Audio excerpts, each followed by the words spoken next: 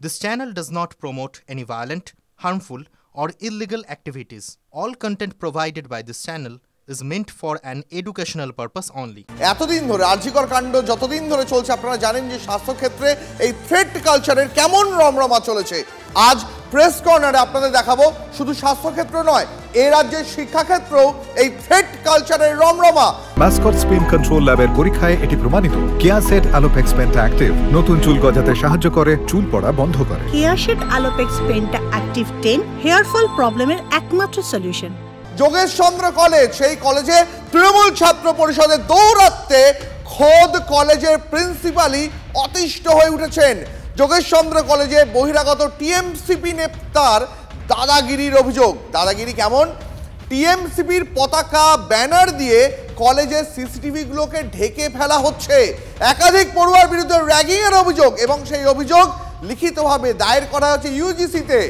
ভাবুন একবার, এই রাজ্যের কলেজেও থ্রেট কালচার। আমি যখন সিসিটিভি লাগাচ্ছি, শুভম মণ্ডল বলে একটি ছেলে, সে বহিরাগত, সে তাকে জিজ্ঞাসা করছে আপনাকে কে ইনস্ট্রাকশন দিয়েছে সিসিটিভি লাগানোর, এবং তার কেটে দেওয়া হয়েছে। আই হ্যাভ বিন ইনস্ট্রাক্টেড তার নামে এফআইআর করার। আমি তার নামে এফআইআর লঞ্চ করছি। রিয়া দেবনাথ 3 বছর 4 বছর আগে সে পাশ করে গেছে। সে হচ্ছে এখানকার তোলাবাজের রানী। একজন গার্জিয়ান ফেসবুকে আজকে পোস্ট করেছে যে আমি গার্জিয়ানদের বলবো এই কলেজে ছাত্র ভর্তি করবেন না, কারণ এখানে লুম্পেন তৈরি হয়, ইউনিয়ন লুম্পেন তৈরি করে। ধরে ধরে প্রত্যেকের নামে যারা এগুলো করেছে এফআইআর করা হবে। এবং আমি দেখতে চাই যে নবান্ন ব্যবস্থা নেয় কি নেয় না।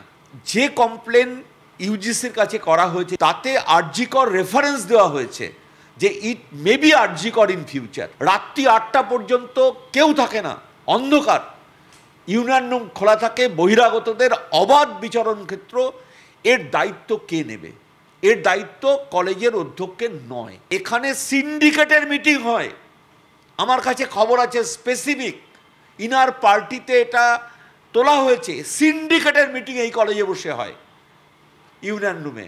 তো that has to be stopped. আমাদের সহকর্মী সুমন মহাপাত্র রয়েছেন আমাদের সঙ্গে, সরাসরি সুমনের কাছে চলে যাবো। সুমন, আমার খুব বেসিক একটা প্রশ্ন, এই থ্রেট কালচার এর অভিযোগ তো আজকের নয়। আমি যদি খুব ভুল না করি, যোগেশ চন্দ্র কলেজের প্রিন্সিপাল এর আগে খোদ কলেজের গেটের সামনে বসেছিলেন এই একই থ্রেট কালচারের বিরুদ্ধে। সুমন, একেবারেই দেখো, যোগেশ চন্দ্র চৌধুরী কলেজ নিঃসন্দেহে বলা চলে একটা উদ্বেগজনক পরিস্থিতি। এখানে অন্তত প্রিন্সিপাল যেমন কথা বলছেন তার ভিত্তিতে তোমাকে একটা ছবি দেখাই। পরিস্থিতি এমন, কলেজের গেটে পুলিশ মোতায়েন করতে হয়েছে। খোদ চারুমার্কেট থানা এখানে পুলিশ মোতায়েন করেছে কলেজের গেটে। এই ছবি তুমি কখনো দেখেছো দীপ?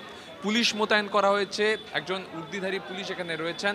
শুধু তাই নয়, বারবার এখান থেকে র্যাগিংয়ের অভিযোগ কোথায় গেছে? ইউজিসিতে। এবং ইউজিসি নিজেরা ইন্টারভেন করে পাল্টা চিঠি পাঠিয়েছে কলেজ কর্তৃপক্ষকে যে আপনার কলেজ থেকে এত র্যাগিংয়ের অভিযোগ, আপনি কেন ব্যবস্থা নিচ্ছেন না। তারপরেই কিন্তু কলেজ কর্তৃপক্ষ এই কথাগুলো বলছে, এই পদক্ষেপগুলো করছে।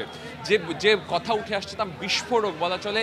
শিক্ষাক্ষেত্রে কার্যত একটা উদ্বেগজনক জায়গায় দাঁড়িয়ে রয়েছে যোগেশ চন্দ্র চৌধুরী কলেজ, কলকাতার বুকে, দক্ষিণ কলকাতার বুকে এই কলেজ। তার কারণ এখানে বহিরাগতরা রীতিমতো যে কোনো সময় ঢুকতে পারেন এবং তারা রীতিমতন এখানে দাদাগিরি চালাচ্ছেন, তেমনটাই অভিযোগ। এবং অভিযোগ কার দিকে? শাসক দলের ছাত্র সংগঠনের দিকে। আমরা এর আগে এখানে দেখেছিলাম শাসক দলের বহিরাগত ছাত্র সংগঠনের নেতা তার জন্মদিন পালনকে ঘিরে বিতর্ক হয়েছিল। বারবার যোগেশ চন্দ্র চৌধুরী কলেজ কিন্তু বিতর্কের কেন্দ্রবিন্দুতে চলে আসছে। এবং তারা বলছেন যে এই ধরনের ফ্লেক্স এবং ব্যানার দিয়ে সিসিটিভিকে গার্ড করার চেষ্টা করা হচ্ছে, সেই অভিযোগ কিন্তু করছেন কলেজ কর্তৃপক্ষ খোদ, অর্থাৎ প্রিন্সিপাল। শুধু তাই নয়, বারবার এখানে টিএমসিপি দাদাগিরি চালিয়ে যাচ্ছে, এমনটাই তাদের বক্তব্য। এবং কারা চালাচ্ছে? যারা বহিরাগত। তোমার মনে থাকবে এটা নিয়ে কলকাতা হাইকোর্টে মামলা হয়েছিল এবং এখানে বহিরাগত প্রবেশ নিষেধ রয়েছে। তারপরেও কিন্তু এই বহিরাগত নেতারা বারবার আসছেন, তেমনটাই অভিযোগ।